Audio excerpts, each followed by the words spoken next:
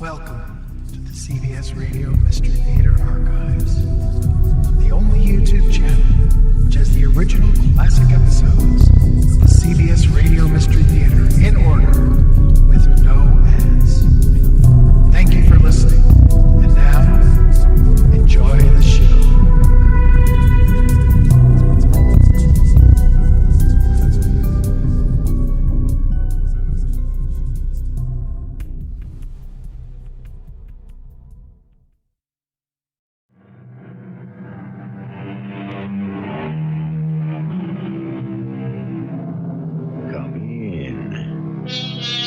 Welcome. I'm E.G. Marshall. When a man marries, his sins decrease, goes an ancient proverb. Decrease they may, but alas, everything is relative. The advantages of marriage are manifold. The union of two people by their mutual commitment to one another is a beautiful thing. It can engender in us a new sense of responsibility. But there are crimes within marriage as well, some of which appear in the statute books, and some of which don't. Jack, dear, I'm so glad you're home. Susan, what are you doing here, in this house? This is such an attractive house. I think you owe it to me, don't you? What's that sheet of paper you've got in your hand? It's a list I've been making, a list of things I'm going to want from you. It looks long. It is. It includes just about everything I can think of, except a divorce.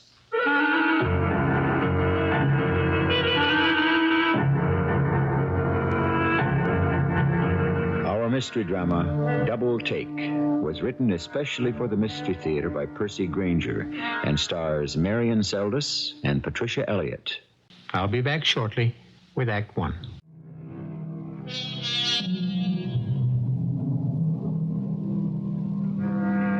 When two people take a vow to live together for life, for better or worse, they do well to realize that all successful marriages are built on compromise. Now, compromise is not necessarily a bad thing. In fact, considering how rarely we are 100% in the right on any given issue, compromise is really a virtue. But there are certain necessities, we might call them necessities of the soul, which we ought never to compromise. For to surrender them can only mean trouble. We're in an affluent suburb of Philadelphia.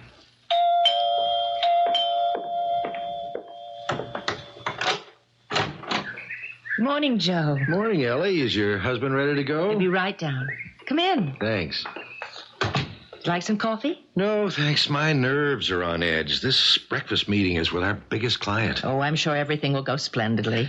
Oh, by the way, I saw the review of your latest novel in the papers this morning. Congratulations. Thank you. Looks like you've got another bestseller on your hands. Yes, I suppose so. Well, you don't seem very happy about it. Oh, I'm afraid I'm building an indestructible reputation as a writer of Gothic romances. Oh, is that so bad? Oh, yes, it is if you have more serious things in mind. Oh, you and Jack have had that argument again, huh? Every time I publish a book, I feel I've dug another foot down in my own grave. Old Jack loves the idea of being married to a writer as long as she doesn't write anything too artsy. It's so difficult keeping what you hope is your best work in a drawer. But our relationship is far more important to me than my writing, and if it requires sacrifice, well, the bigger the sacrifice, the bigger the love. Yes. Joe, is that you? Anyway, if the truth be known, Joe, I'd be terrified of showing the contents of that drawer to anyone. What if my best work isn't any good? Well, the two of you in secret conference? Jack, you ready to go? All set? Jack! Oh, I'm sorry, honey. This breakfast meeting has me in such a stir, I forgot to kiss my own wife goodbye. Pack my suitcase today, will you, Ellie? I'm flying out to Seattle first thing in the morning. Oh, all right, dear. And have a good day.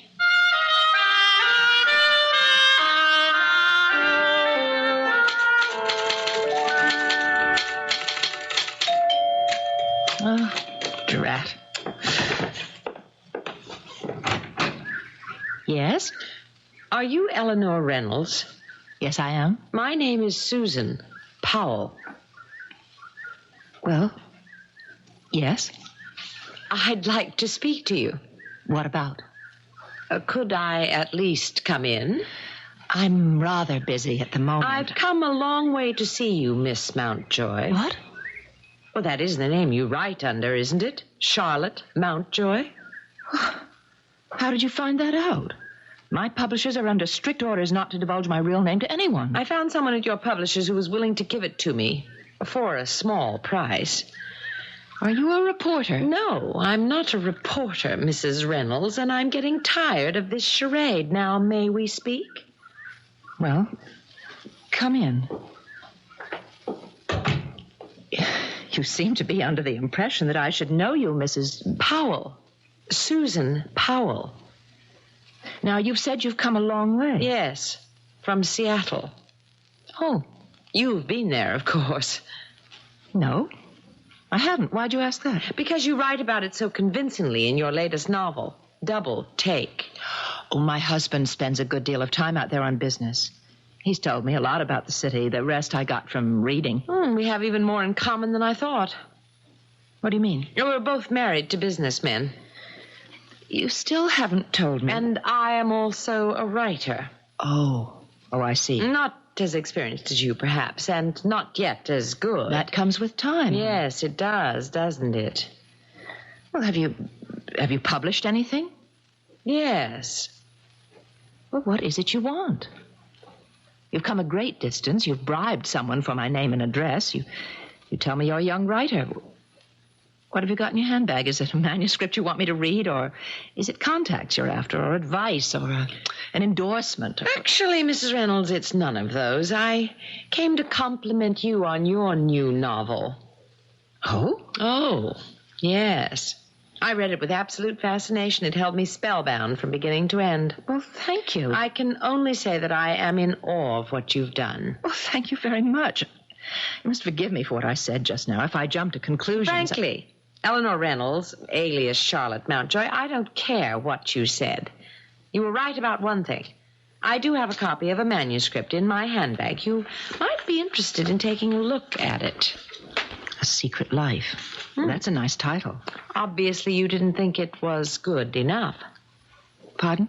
You don't have to worry that I'll ask you to help me find a publisher for it. It's already been published. It was serialized in a local Seattle literary magazine called The Amanuensis, as I'm sure you know. No, I don't think I've ever heard of it. But you said your husband travels to Seattle on business? Yes, but he never buys me literary magazines. What makes you think I've read your story? How can you pretend to be so innocent?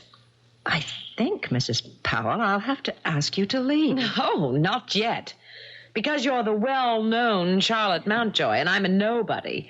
You'll make a fortune with the story you stole from me, while I'll be left with nothing. You're accusing me of stealing your story? How dare you? Here are all 6 issues of the magazine in which my novel appears. It is detail for detail the same story you tell in Double Take. Secret Life by Susan Powell. It's my first novel.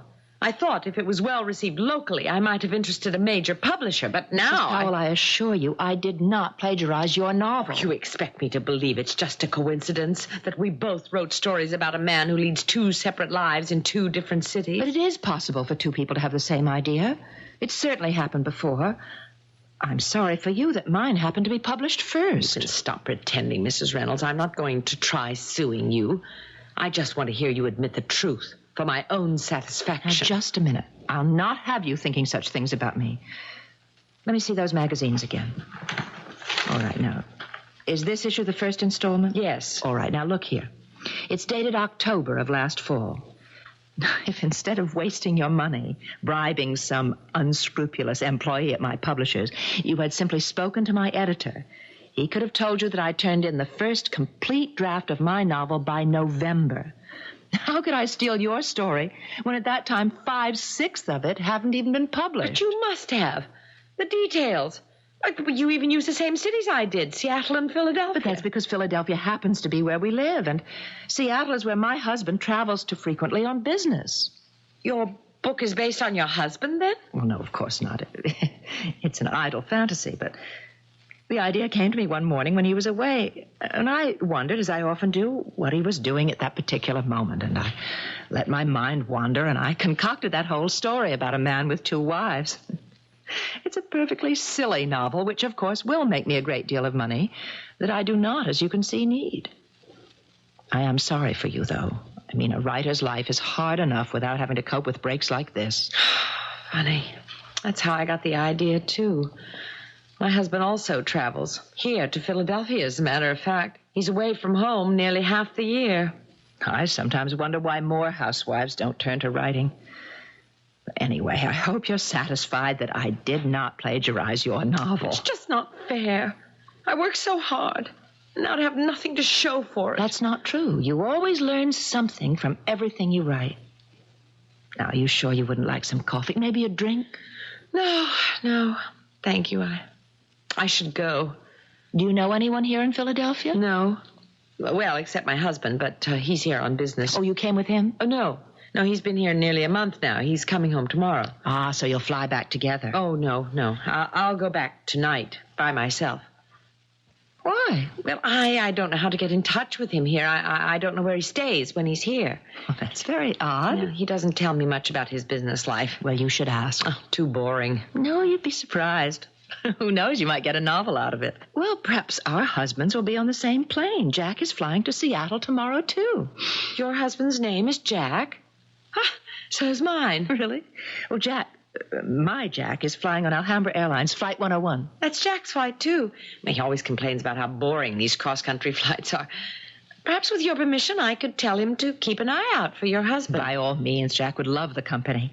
What does he look like? He's 6'2", rugged features, quite handsome, actually. Blonde hair turning gray, 48 years old. What's the matter? Well, the man you're describing, they could almost be twins. Really? Well, here on the mantel is a photograph. It was taken a couple of years ago, but it's... Mrs. Powell, what is it? The man in that picture, he's your husband? Yes. Well, perhaps you'd be interested to see a picture of my husband, Mrs. Reynolds. I believe I have one here in my purse. Well, yes, here. Jack, your husband? But it's not possible. I think I will take that drink after all. This isn't possible. This is a very interesting turn, isn't it? As one of the characters in our novels might say, I came here expecting to find a plagiarist, and instead, we've uncovered a bigamist. I can't believe it. It must be a question of mistaken identities. I think that the only question, Mrs. Reynolds, is, now that we know the truth, what are we going to do about it?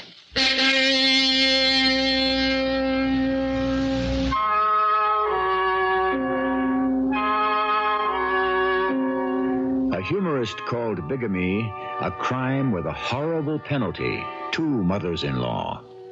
But I somehow don't feel that Jack Reynolds, and Jack Powell, too, since it now turns out they are one and the same person, will have nearly so much to fear from his mothers-in-law as he will from the wives themselves. Just what do the 2 injured ladies intend to do? We'll find out when I return with Act 2.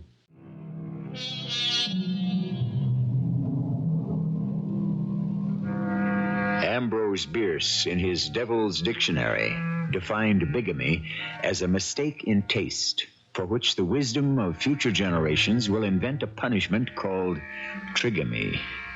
Perhaps, but Susan Powell has no intention of waiting for others to decree Jack's punishment. Nor, as we will momentarily discover, does Ellie Reynolds. Both women are believers in the old adage, let the punishment fit the crime. I don't believe it. Jack? Surely you must mean that you've just been having an affair. Mrs. Reynolds, I am not that kind of woman. Oh, I'm sorry. I didn't mean to imply... Jack and I were married 4 years ago this July. I remember. That was the year he spent the entire summer in Seattle. But we've been married 15 years. How could he do such a thing? Well, men his age often turn to younger women to take the edge off the advancing years. I'd never considered myself old, Mrs. Powell. Well, don't you think that under the circumstances we can call each other by our first names? Yes, I think under the circumstances that I'd prefer it. Good. And now, Ellie, let's each pour ourselves a good stiff drink of that louse's liquor and consider just what we're going to do about this situation. You mean take some kind of revenge? You certainly don't think I should just go back to Seattle and we carry on as if we knew nothing, do you? No, I guess not. I must admit I'm such a timid soul that I probably would just carry on like nothing had happened.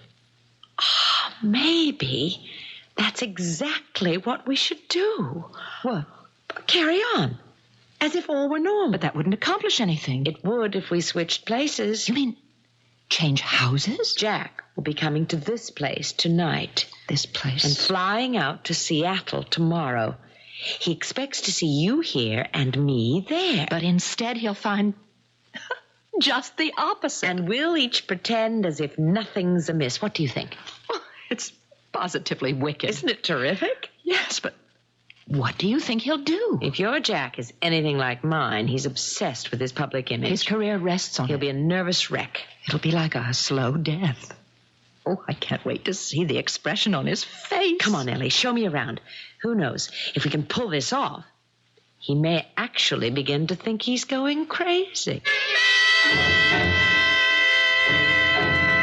And this is our cellar. You can see it's quite big. This house is very old, isn't it? Oh, yes, it's one of the original Philadelphia mainline mansions. Oh. Well, ours in Seattle is very modern. Oh, what are all these rooms here? Well, they were originally servants' quarters. See up there on the wall, there's an intercom hookup to all the rooms upstairs. But these rooms are all empty. Don't you have any servants? No. Why not? Certainly the louse can afford them. No, that was my choice. I felt I should manage the house myself. No, I didn't know he was a louse until now. You ought to take better advantage. I would. The house he bought me in Seattle isn't nearly this big. I think that's everything. You know where the linens are kept. You've seen the kitchen, the garage, the grounds. But before I go, is there anything else I should know about your house? No. Oh, let me just dig the keys out of my pocketbook here.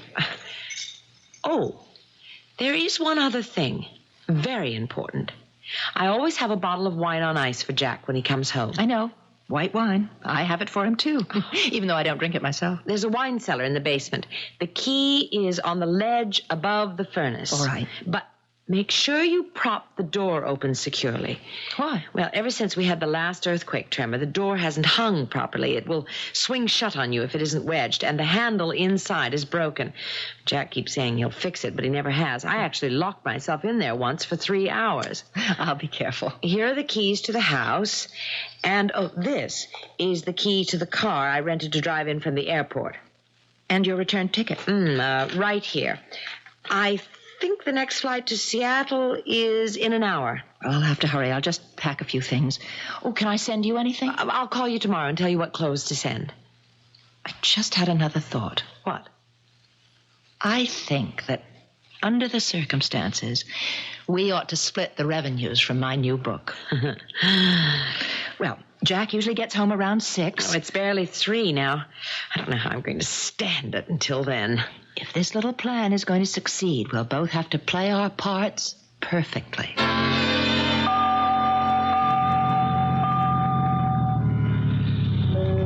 Well, Jack, you're home safe and sound. Thanks for the lift, Joe.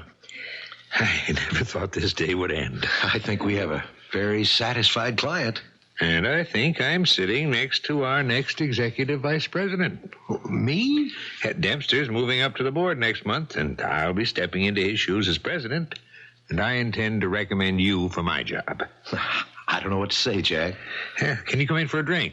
Oh, I'm afraid Millie's expecting me right home. We've got company coming tonight.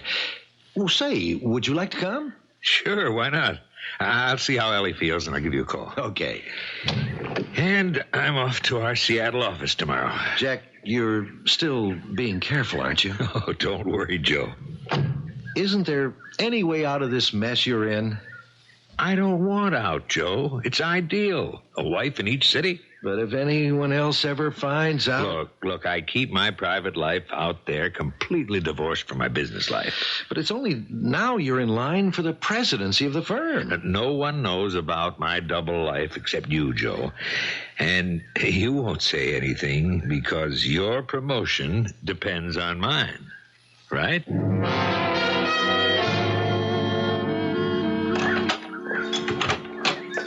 Ellie? I'm home, honey. Honey? Why, you haven't called me honey in months. Hello, dear. Susan. How was your breakfast meeting this morning? Were your clients all happy? How did you get here? Don't you remember? Joe picked you up this morning so I could use your car today, since mine's still at the garage. How do you know about... It's not your car that needed repairs. It was... Sit down, dear. I'm sure it's been a long day, hasn't it? You look like you don't even know where you are. Susan... Now, just put your feet up while I pour us some wine. But you don't drink wine. Of course I do. Ellie doesn't... Ellie? Who's Ellie? Your new secretary? No. Oh, should I be jealous? Well, Here's your wine. Have a sip. You'll feel better. Susan, what are you doing here? Here? Well, where else should I be? What's going on? What time is it, dear? It's 6:20. Oh, I have to check dinner. Just a minute. Oh, your bags are all packed for your trip to Philadelphia. We're in Philadelphia. I meant Seattle. Jack, I have to go to the kitchen. You're not going anywhere until you tell me what this is all about. Do you want dinner burned or not? Where's Ellie? Ellie? Ellie who, Jack? Who? Ellie who? You know darn well who I'm talking about. My wife. I'm your wife. How did you find out? Find out what? Oh, stop playing games.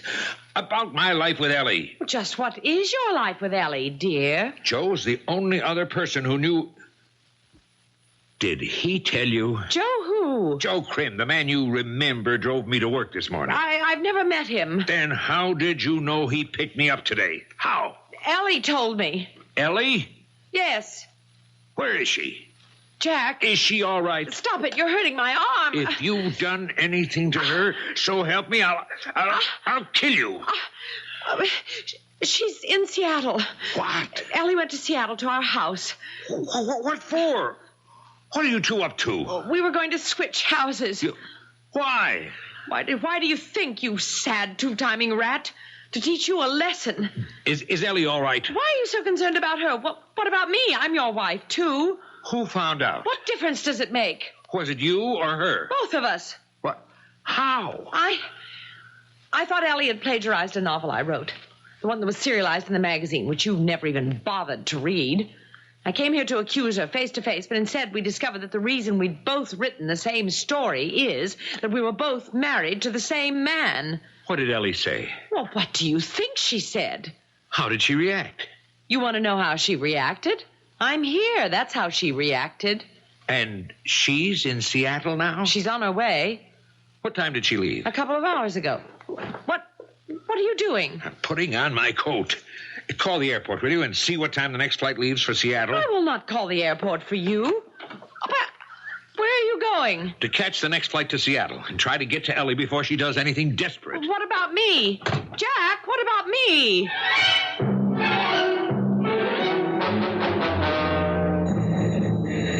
Ellie!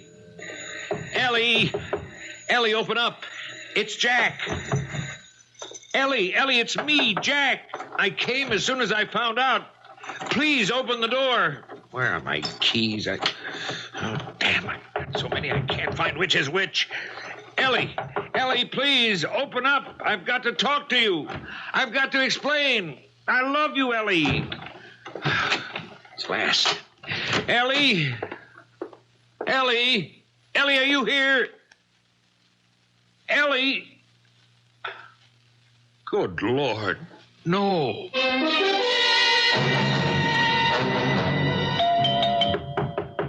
Joe, open up. Just a second. Hold your horses.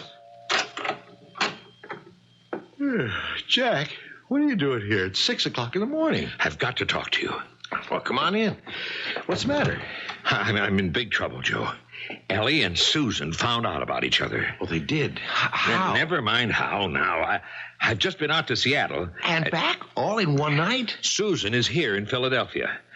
She gave me this cockeyed story about how she and Ellie were going to switch houses on me and then play innocent and watch me squirm. Sounds kind of far-fetched. It's worse than that.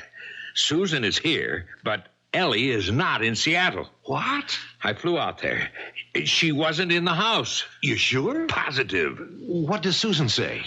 I came straight here from the airport. Why? Joe, I'm afraid to go home. I'm afraid Susan has murdered Ellie and plans to do the same thing to me.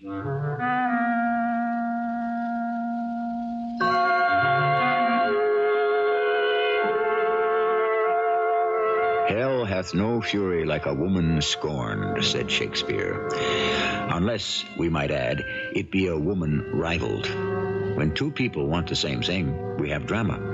When they want it badly enough, we could have almost anything, including murder. Whatever we have, we shall find out when I return with our final act.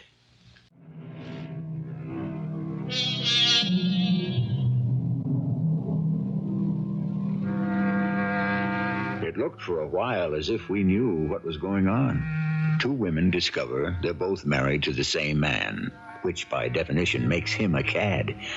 They decide to take an unusual revenge, which by definition makes them devious. But still, so far so good. Then the plan goes awry. Susan loses her composure and confesses the plot to Jack. Now, we're still on top of our story. Suddenly, one of the participants drops from sight. And now, just as suddenly, we know no more than anyone else. You think Ellie's been murdered, Jack? Yes. But that's preposterous. Joe, you don't know Susan. She's insanely jealous. How could she possibly expect to get away with it? I don't know. But she was here in Philadelphia, in my house. She was here when you dropped me off last night. Well, how did she find out about Ellie? Joe, you'll never believe it. You know, they're both writers. Well, they've each written a book that's about the same thing. Fantasies about my double life. Susan thought Ellie plagiarized her story and came here to confront her. And instead, they find out the truth, that it isn't a fantasy at all, and that they're both married to the same man. That's all my fault. I never should have done this. No, I never thought I'd see the day when you'd finally admit that. Susan is not popular. She's got no talent, but I never should have let Ellie publish her novels without my proofreading them first. How was I supposed to know she'd have the indiscretion to write something like that? Well, I warned you this situation would lead to trouble sooner or later. I had no choice. I couldn't make Susan my mistress. That wouldn't have been decent. We all draw the line in different places, I suppose. Joe, you've got to help me. I don't know what to do. Well, can you go to the police? How? It would come out that I've committed bigamy, and my career would be ruined. Okay, then let's tackle it ourselves then. Now, why do you suspect Susan's killed Ellie? Why? Because Ellie isn't in Seattle. Well, that doesn't prove anything. If Susan did kill her, why would she hang around here? The smart thing to do would be fly back west, wouldn't it? It would have been the perfect crime. You don't know Susan. If she had just gone back to Seattle, that might have seemed the safest thing to do. But sooner or later, someone else was bound to notice the similarity in those two stories and start asking questions, right? Mm-hmm. Now, Susan is cleverer than that. She comes on young and innocent, but you don't know how devious her mind is. By staying here and opening herself up to a possible murder charge, she's done the safest possible thing. Because everyone will reason just the way you have. Everyone, including the police. That sounds a little too subtle for me, Jack. I think you're just tired. You've been clear across the country and back. I tell you, Susan is capable of something like that. Well, if that's how you feel, then there's only one thing to do, isn't there? Go home and confront her. Confront her? Force the issue. That's the only way you'll ever set your mind at rest. Susan? Susan?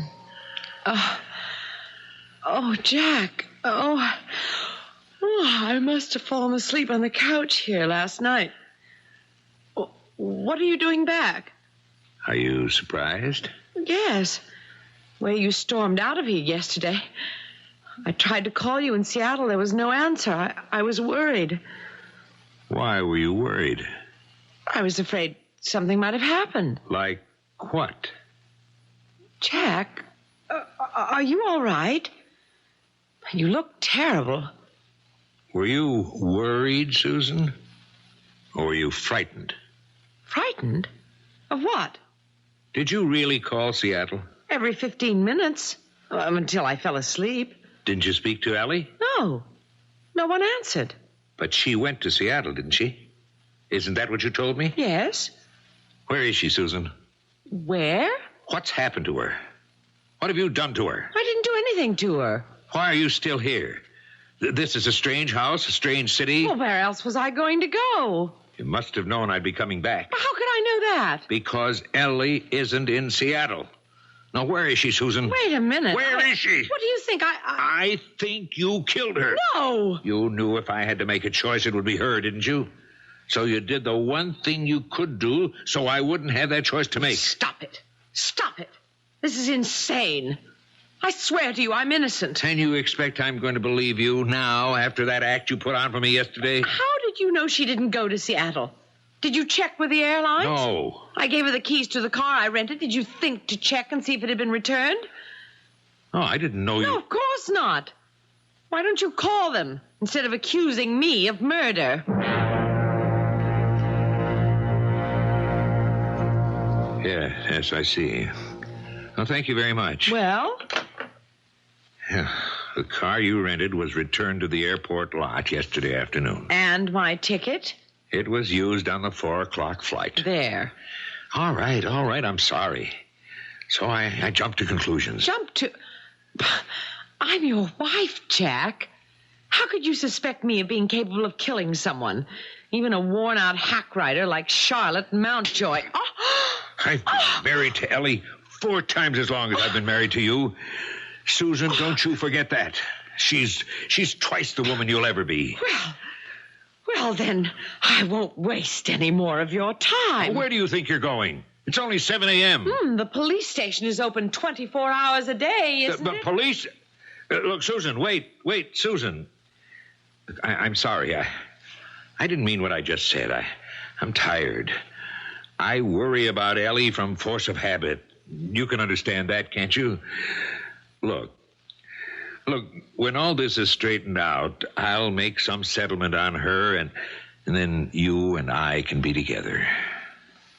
And do you think that she'll go for that? Of course she will. All she's ever really wanted to do anyway was write literature. She's always been happy to see me leave for Seattle because it meant she could be alone.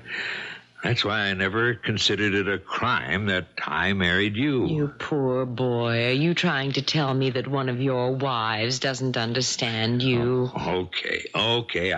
I deserve everything I have coming to me. But the question is, where is Ellie? Why is that the question? If she did fly out to Seattle, what could have happened to her? What was she supposed to do?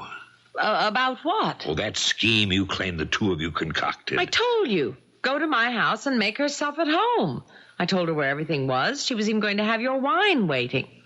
Wine? You told her about the wine cellar? Did you tell her about the trouble we had with the door? Maybe that's what's happened. You remember the time you got locked in there? If I'd been out of town at that time, you could have died. I'd better give the neighbors a call. Well, she couldn't possibly be in there. Why not? I didn't tell her about it. I knew the door was tricky, so that I thought it was best just not to mention the wine cellar at all. Oh, she'd have found out on her own. Ellie's very thorough. But she couldn't have gotten in without the key. And you didn't tell her where that was?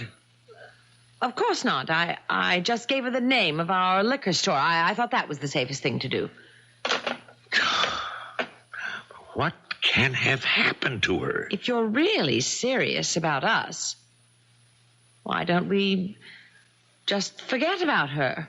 Oh, I can't. I understand, of course. If you ask me, I wouldn't be surprised if she's disappeared on purpose. Why? Oh, women can be a lot more devious than you think.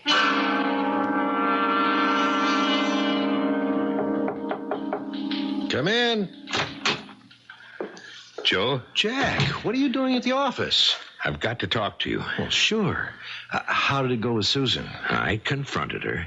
She denied doing anything to Ellie. Of course. No word from Ellie yet? No.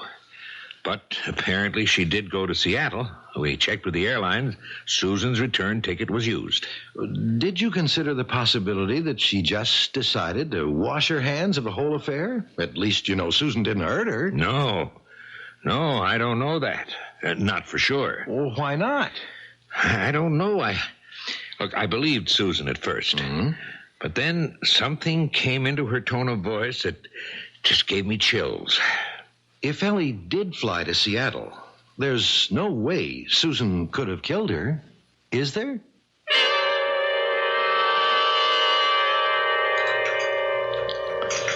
What's the matter, Jack? You've hardly said a word all evening.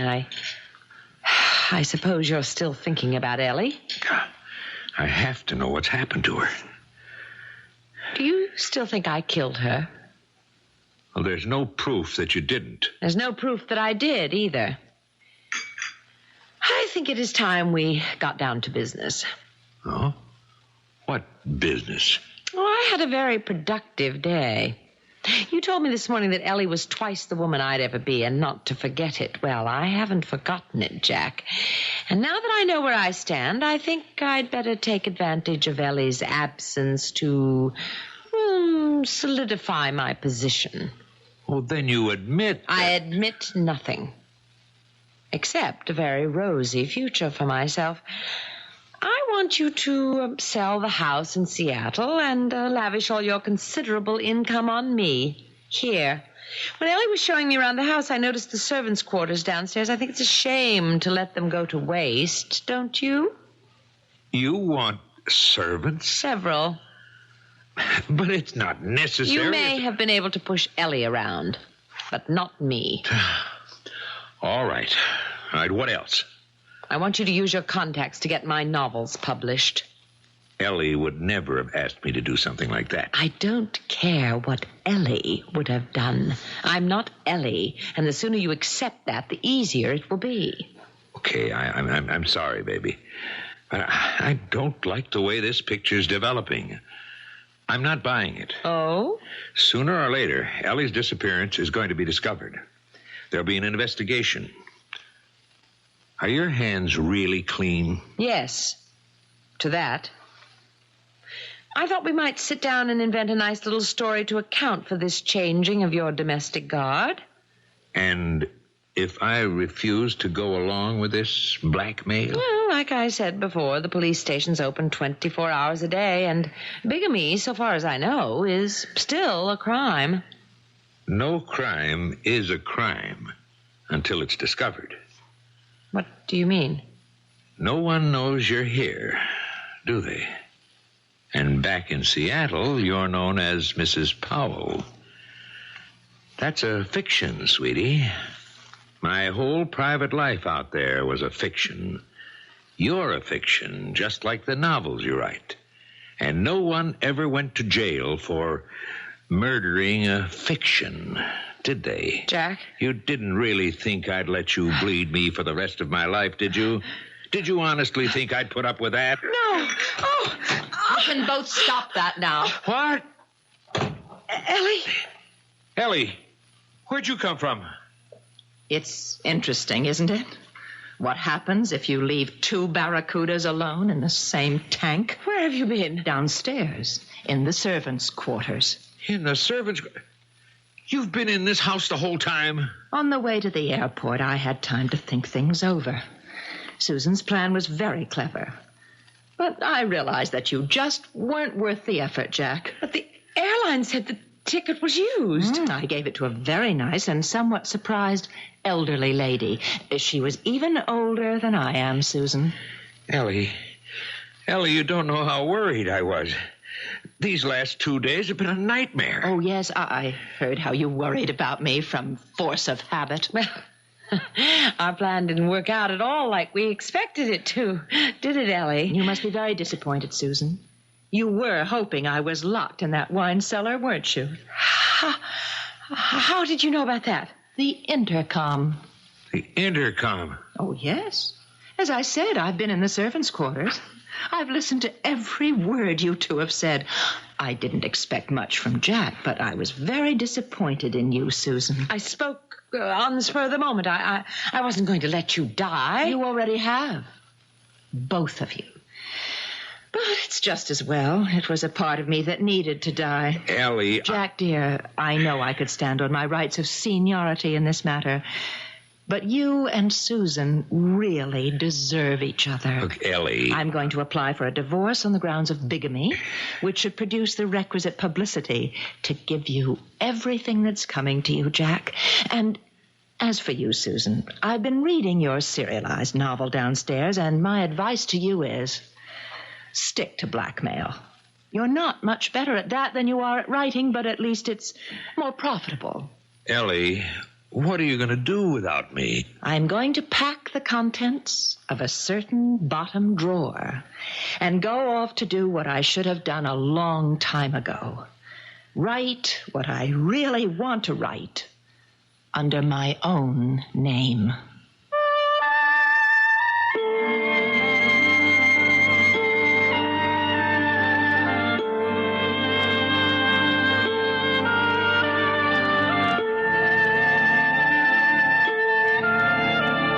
Isn't truth a wonderful thing?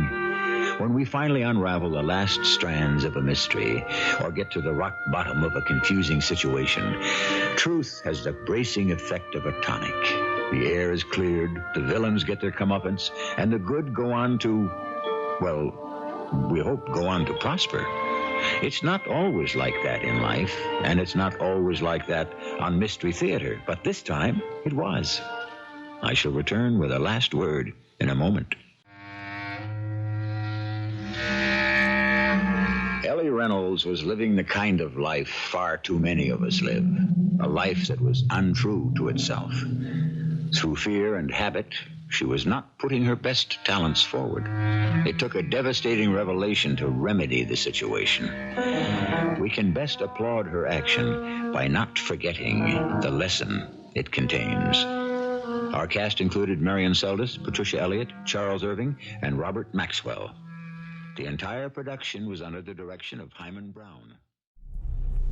I hope you enjoyed this episode of CBS Radio Mystery Theater.